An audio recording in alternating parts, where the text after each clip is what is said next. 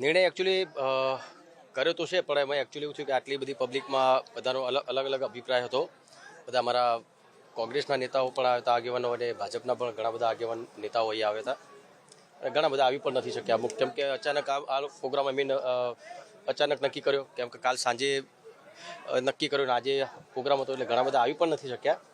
એટલે નિર્ણયમાં એવું છે કે હું કાલ કે પરમ દિવસે એક પોસ્ટ મૂકીશ.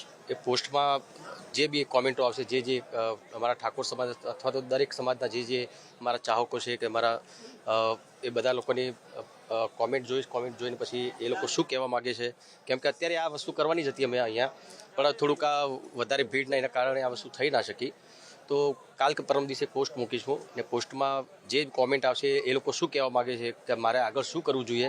તો પછી એ રીતે કેમ આટલો બહોળો સમાજ છે તો તમે કેવી રીતે ભૂલી શકો છો? પહેલી વસ્તુ એટલે એવું તો છે ને કે આ સમાજમાં કલાકારો નથી, ઘણા બધા કલાકારો છે. મને છોડી દો, હું કોઈ કલાકારની કેટેગરીમાં એ લોકો માટે આવતો નથી, બરાબર? એટલે મને છોડી દો. મારા સિવાય ઘણા બધા કલાકારો છે, બહુ સારા સારા કલાકારો છે.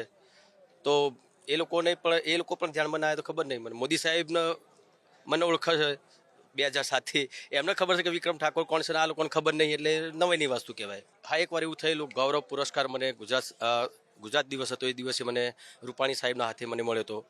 એના પછી કદી પણ મારું કોઈ સન્માન નથી થયું ને એનો મને કોઈ હરખ શોખ પણ નથી થયું.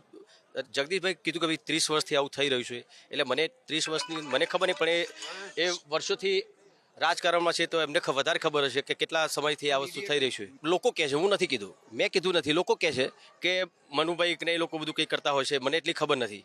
વાંધો મને એ છે કે ભાઈ આટલા વર્ષોથી ગવર્મેન્ટના પ્રોગ્રામો ચાલી રહ્યા છે, ઘણા વર્ષોથી, એમાં કોઈ પણ પ્રોગ્રામમાં ઠાકોર સમાજનો એક પણ ભાઈ કે બેન કેમ નથી, એની વાત છે. તો એ કોનું, એની જવાબદારી કોની? જવાબદારી સરકારની. ચલો સરકાર કે ભાઈ અમને ખબર નથી, આ તો અમે કોઈને હુંપી દીધું, તો કોણ? મીડિયેટરને હુંપી, બરાબર?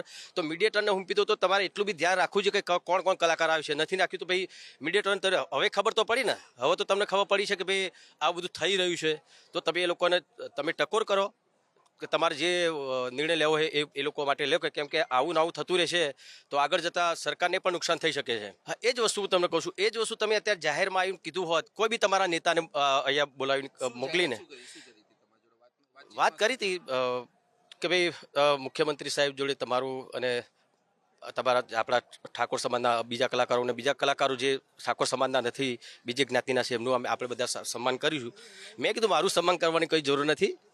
એટલે હવે તો આ એક શું કહેવાય, જે થઈ ગયું, બરાબર?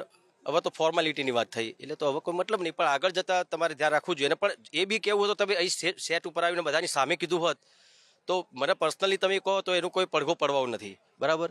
તો તમે બધાની સામે આ જ રજૂઆત તમે કરી હોત તો મારા ખ્યાલથી વધારે સારું રહે. અલ્પેશ ઠાકોર હોય અથવા તો બીજા કોઈ બી નેતા હોય, કોઈ બી નેતાએ આવું જોઈતું. હું તો એમ કહું છું, એ અમને સારું લાગે કે ના ચલો ભાઈ આપણે સરકારમાંથી કોઈ એક નેતા આવે ખરો, બધાની સામે કીધું પણ ખરું કે ભાઈ અમે લોકો તમારા માટે આ બધું કરીશું, તો એમને આવું જોઈતું હતું. બસ મારું કહેવાનો મતલબ કોઈ પર્સનલી તમે કોઈને કહી શકો એની વાત નહીં. મને ઘણા બધા જ્યારે વિધાનસભામાં કલાકારોનું સન્માન થયું, સારી વાત છે, થવું જોઈએ. પણ મેં સોશિયલ મીડિયા પર એના ફોટા વિડીયો બધું જોયું, મને થયું બરાબર છે, આ તો વર્ષોથી ચાલતું આવ્યું છે, મને બોલાતા નથી, કંઈ વાંધો નહીં, એમાં કોઈ દુઃખી થવાની જરૂર નથી. પણ ઘણા બધા આગેવાના ફોન આવ્યા, ઘણા બધા કલાકારોના ફોન આવ્યા, બધા ચાહકોના ફોન આવ્યા. એ લોકોએ મને કીધું કે ભાઈ તમે આમાં તો જતા નહીં, તમને બોલાવે નહીં, બરાબર છે. બીજા આપણા ઠાકોર સમાજના બીજા કલાકારોને પણ આ લોકોએ બોલાવે નથી. ને આ તો પણ સરકારી કોઈ પણ કાર્યક્રમો હોય એમાં પણ ઠાકોર સમાજનો કોઈ કલાકાર તો હોતો જ નથી. હા, તમે એ વાત કરતા કે ભાઈ આ શક્તિ પ્રદર્શન છે. ના, આ શક્તિ પ્રદર્શન તો એ વખતે મને થયું કે સારું, ચાલો મને તો નથી બોલાવતા, પણ ઠાકોર સમાજના કોઈ બી કલાકારને આવા ફંક્શનોમાં નથી બોલાવતા. એટલા માટે મારે લાઈવ થવાનું હતું. મને પણ ખબર નથી કે આટલું બધું આટલું મોટું રૂપ થઈ જશે, આ મોટું થઈ જશે, એ મને પણ ખબર નથી. ખાલી મેં મારા દિલની વાત કરી હતી કે આ વસ્તુ ના થવી જોઈએ. કોઈ બીજા કલાકારને પણ મોકો આપવો જોઈએ. એમની કહેવાની રીત જુદી છે, મારી કહેવાની રીત જુદી છે.